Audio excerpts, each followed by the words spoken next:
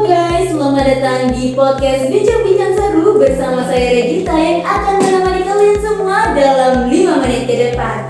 Pada podcast kali ini kita akan membawakan tema rasa lokal aroma Nusantara. Dan kita juga telah menghadirkan narasumber spesial kita, pelaku UMKM dari makanan viral di Kota Bondowoso. Nah, makanan ini tuh sudah bisa dibilang ikoniknya buat Kota Bondowoso karena apa? Makanan ini tuh sudah beberapa pekan ini sudah viral gitu di mana-mana, apalagi di media sosial, baik IG, TikTok, Facebook dan lain sebagainya. Dan orang-orang luar Bondowoso pun banyak tertarik untuk nyobain langsung nih makanan ini. Banyak yang request juga. Langsung aja tanpa berlama-lama lagi, kita langsung masuk pada topik pertama.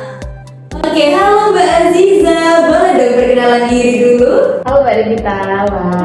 Hai guys, aku Aziza, pelaku UMKM yang sedang hits dan viral banget nih pada saat ini. Hits banget nih, makanan apa ya kira-kira? Jejen. Oke Mbak Aziza, langsung aja masuk pada topik kita nih.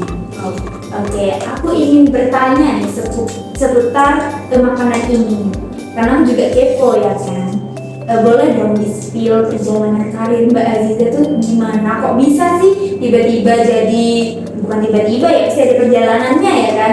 Kok pas jadi pelaku UMKM dari makanan viral ini gitu. Terus juga boleh dong di-spill trik-triknya untuk membuat makanan ini, seperti alat dan bahan, apa aja yang perlu disiapkan dan lain sebagainya. Silakan Mbak Aziza.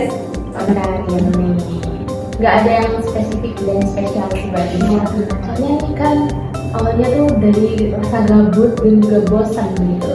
Jadi dulu tuh bukan jigor, Mbak Regita. Apa dong namanya? Jigo. Makanya pun makanya tuh cuma dicocok aja gitu Mbak Regita. Jadinya tuh karena cuma dibikin gitu aja, bosen kan, makanya gitu aja. Akhirnya diinovasiin, digoreng. Makanya namanya jadi jigor. Ya, jigor. Nah, iya. Siapa sih kok orang Bondowoso nggak kenal sama makanan ikonik itu jigor gitu ya kan? Mungkin ada dari bahan enggak? Buatnya tuh gampang banget, bahannya tuh mudah banget buat dijangkau, murah lagi guys. Cuma ada tepung terigu sama tepung aja.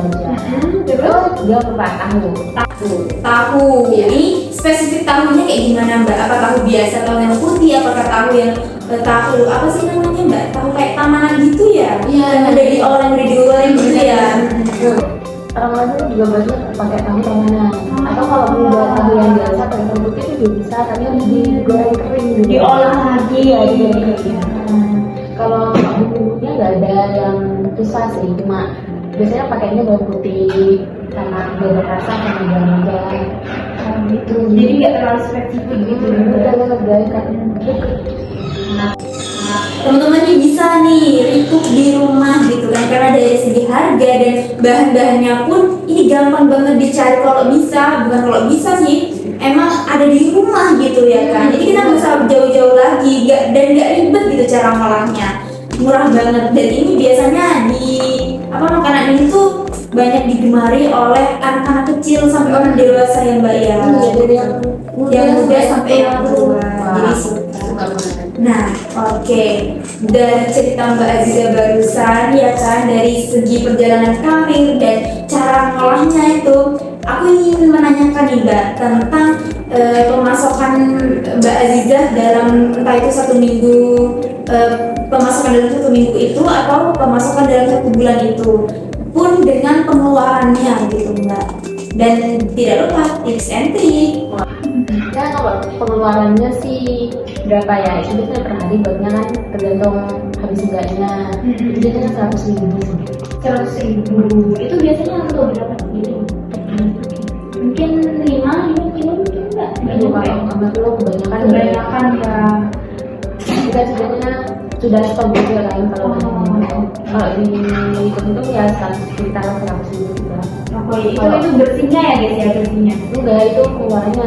Pengeluaran keseluruhan. Terus untuk pemasukannya tuh, kalau pendapatan tuh tergantung dari penjualannya ya Mbak ya. Kalau sudah rame bisa Wow, itu dalam per hari guys, 300.000 dalam per hari. Bayangin tuh kalian aja sebulan berapa?